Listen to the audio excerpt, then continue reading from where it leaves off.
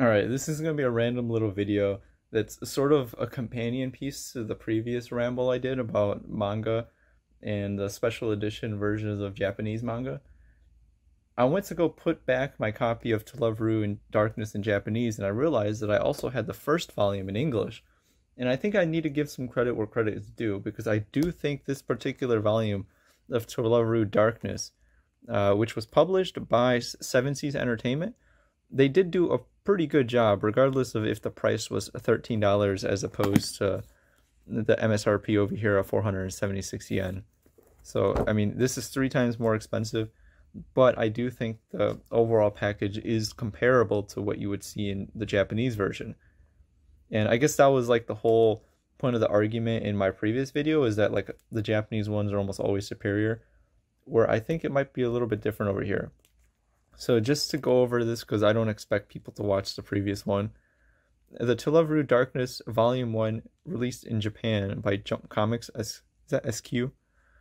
This one is a pretty nice package overall, which is a nice, pretty significantly more premium than we would typically see for a Japanese manga.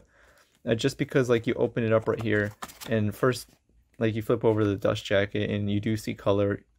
I mean, it is sort of quote unquote monochrome, because like it's purple, white, and various shades of purple and white instead of just black and white. Typically you would just see black and white, so there's a little splash of color there that does make it look a little bit more interesting. But I think the highlight of this particular volume is that you flip it over here, you got some nice stickers on here, which does say To Love Ru Darkness Premium stickers. And then you flip it onto the inside, and you do see some nice full color art right here on the front, and of course on the back right here, and you do see a little bit more. I've already vetted this, and I mean, it's a little risque, but it's not downright not safe for work like what you would later see into the manga itself. So you do see 4 original illustrations by the artist Yabuki Kentaro. Now let's look at the English one over here. The first thing I noticed when I picked this volume up is how significantly heavier it feels. Like, there's some heft to this manga, and I don't think it's necessarily like any more like actual, I mean, I don't think there's more content in this, but it does feel like a solid piece of manga right here. This is certainly a book. And I think one of the reasons, maybe the reason why, first of all, the cover is a little bit like thicker than what you would typically see from a manga published by someone like Yen Press or whoever the other like Shonen Jump ones or whatever. But you flip it over, you don't see the sticker sheet. However, you do see the art in here, fully preserved, and if anything, you get a significantly larger one, maybe not significantly, but you do get a measurably larger version of the art that you would see over here. It's exactly the same, but since it's English manga, you do get a larger picture. I mean, if only by a little bit. It is larger if I would line them up.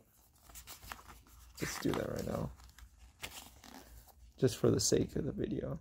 So significantly is a bit of an overstatement, but you do get the same exact art, and it does look really nice as per usual with this particular style of To Love Ru art. And then it says begins. So then you get inside and you have the manga as it would be presented normally in Japanese. Let me flip to a page that doesn't necessarily have anything. So comparatively, when you flip over to a page in a Japanese manga, the pages tend to be a little bit thinner, a little bit more coarse. This one right here, the pages are pretty thick, and they do have really nice transfers of the art in here. If you can tell, the pages are much whiter, which I guess it kind of depends if you like the little slightly aged look. This one is a more gray, whereas this one's more white. But I will say that this does feel more premium overall, and it feels really nice to hold in your hand. The art is very striking, and I think for a manga like To Love Ru, you know the art is important, and for it to be preserved like this is really nice. So I just wanted to highlight right here that what I was mentioning in my previous video, specifically about like American West or North American more generally publishers who are putting out manga that they are sort of compromising a lot of the releases.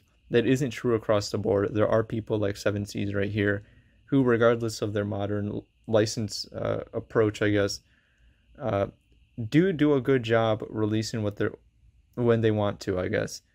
For example, like this To Love Ru Darkness volume includes all the color pages, which you typically don't see. In a lot of manga localized over here and released in North America, you don't even see color pages. You're lucky if you get one. And for them to include all of them right here like this is really nice. I mean, we don't get the dust jackets because we don't really produce these over here in the United States, except for like hardcovers and stuff, but it's most likely you know, supply chain thing. But anyways, all rambles aside, I just wanted to do a random little comparison between the Japanese version and the English version of To Love Ru Darkness Volume 1.